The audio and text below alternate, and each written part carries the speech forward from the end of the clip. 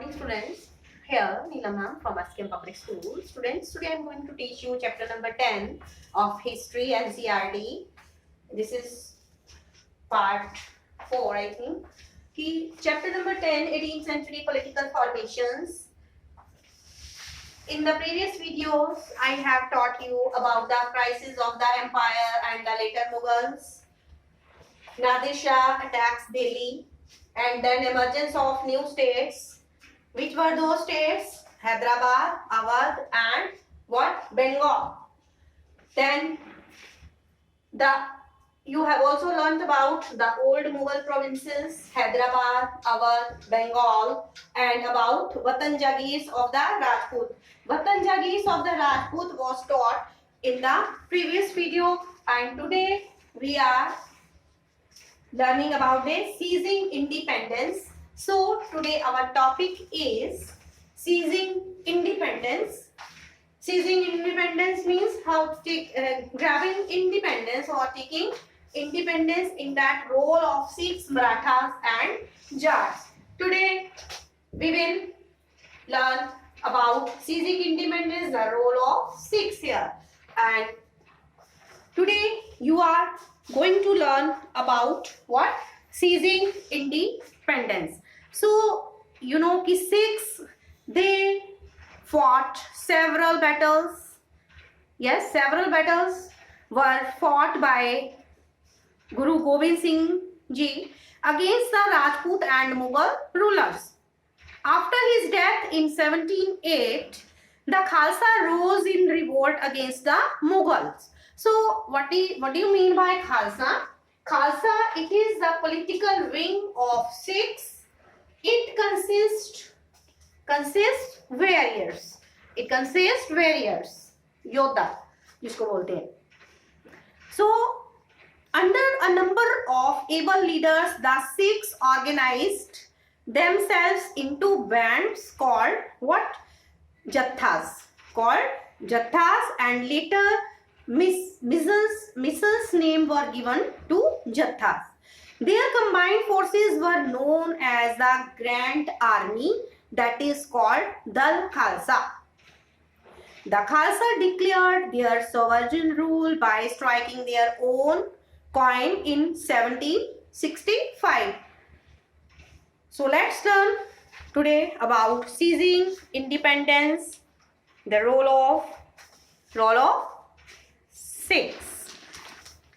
So the organization of the Sikhs into a political community during the 17th century. You have also learnt in chapter number 8, history also. This had been regional state building in the Punjab. Several battles were fought by Guru Gobind Singh against the Rajput and Mughal rulers, both before and after the institution of the Khalsa in 1699. After his death in 1708, the Khalsa rose in revolt against the Mughal authority under Banda Bahadur's leadership, declared their sovereign rule by striking coins in the name of Guru Nanak and Guru Gobind Singh Ji, and established their own administration between the Satluj and Jamuna. Banda Bahadur was captured in 1715 and executed in 1716. Then under a number of able leaders in 18th century, the Sikhs organized themselves into a number of bands called Jathas and later on missiles.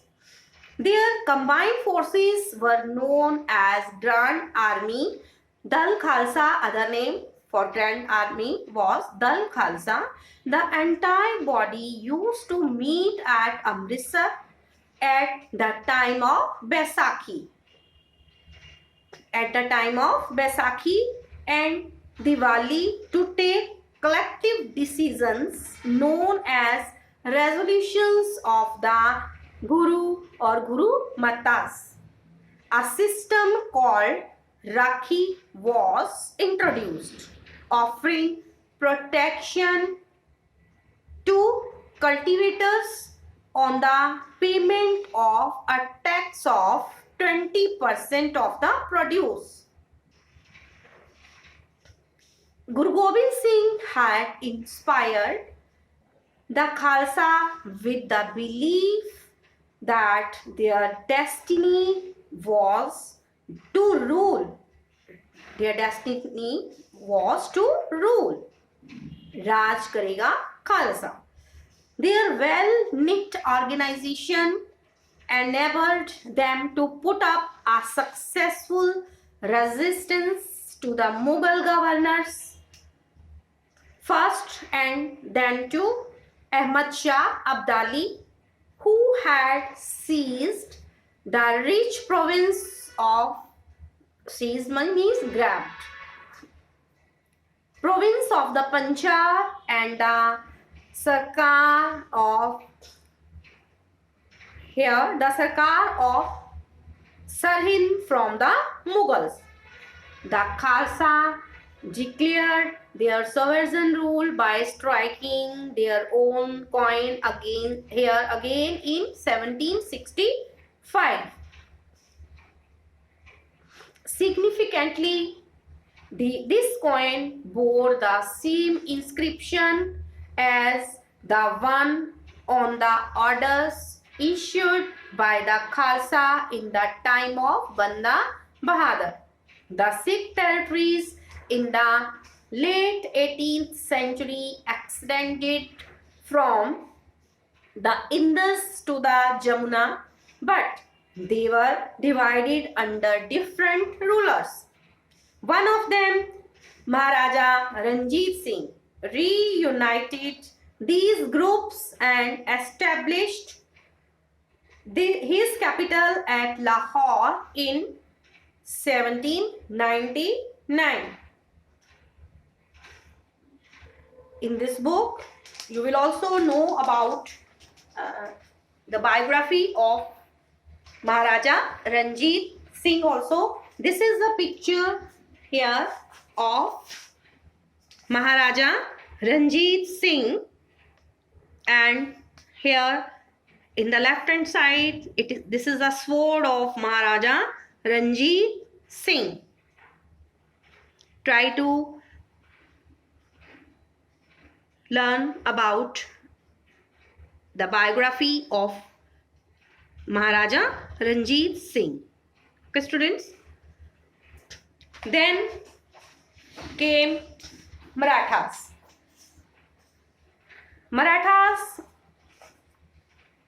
Shivaji carved out a stable kingdom with the support of powerful warrior families, that is Deshmukhs. After Shivaji's death, the Peshwa served as Shivaji's successors. Under the Peshwas, the Marathas developed a very successful military organization. The Maratha king was recognized as the overlord of the Deccan Peninsula. New trade routes emerged within the areas controlled by the Marathas. So students, till then you have learnt. By the end of the 17th century, Aurangzeb has exhausted the resource of his empire by fighting a long war in the Deccan. Peasant and zamindari rebellions in many parts of western and northern India added to the problems of revenue and military administration. The later Mughals were unable to arrest the gradual shifting of political authority into the hands of the provincial governors. So, in the first half of the 18th century, saw the boundaries of the Mughal Empire reshaped by the emergence of a number of independent kingdoms. Then, by 1765, the British grabbed major means seized major chunks of territory in eastern India. The Mughal Empire faced a variety of crises towards the end of the 17th century caused by many factors. The long wars fought in the Deccan during Aurangzeb's times depleted their financial resources. The efficiency of the Mughal Empire broke down. The Mughal emperors could not keep a check on the Mansabdars. The governors, Subedars became all-powerful. Remission of revenue to the capital declined. Peasant and zamindari rebellions in the north and western states allowed the plundering by Nadir Shah, Nadir Shah was ruler of Iran in 1739 of the city of Delhi. Further plundering raids of North India by Ahmad Shah Abdali between 1748 to 1761. The empire weakened by competition among nobles who divided themselves into two groups, Iranis and Turanis, nobles and Turkish descent.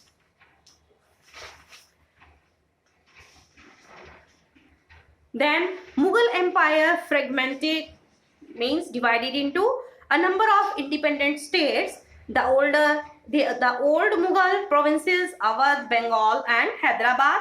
Then the Watan Jagirs of the Rajputs stayed under the control of Marathas, Sikhs and others like Jats. All the three states carved out of old Mughal provinces were founded by members of the high Mughal nobility who had been governors of large provinces. Burhanul Mulk Saddat, ruler of Awadh, Murshid Quli Khan of Bengal and Asaf Jah of Hyderabad. Taking advantage of the turmoil in the Deccan, Asaf Jah became the actual ruler of the region. He wanted to control the rich textile producing areas of the Coromandel coast but was checked by the British. Burhanul Mulk Saddat Khan here sold the right to collect tax to the highest bidders. Murshid Quli Khan commanded the revenue administration of the states and collected revenue in cash. The close connection between the state and bankers was evident in Bengal, Hyderabad and Awadh. Many Rajput kings were permitted to enjoy considerable autonomy in their Watan Jagirs. These influential families claimed the Subedari on the rich provinces of Gujarat and Malwa and tried to extend their territories by seizing portions of imperial territories neighboring their Watans. Maratha campaigns put a check on their further expansion. Then the organization of the Sikhs, till then you have learnt, the organization of the Sikhs into a political community during the 17th century helped in regional state building in the Punjab. Their well-knit organization enabled them to resist the Mughals and Ahmad Shah Abdali. The Sikhs' territories extended from the Indus to the Jamuna but were divided under different rulers. Guru Gobind Singh had inspired the Khalsa with the belief that their destiny was to rule. Raj Karega Khalsa. Then in the next video you will learn about the Maratha kingdom, then the Jats power which reached its zenith under the Suraj Mal. So student, whatever is taught, try to read this chapter. In this class 7, we are going to learn about medieval history, and in 6 you have learned about ancient history, and in class 8 you will learn about the colonial history or the modern history. In the next video, we will learn about Marathas and Jats. Okay students, till then stay alert, stay blessed. Thank you. Have a nice day.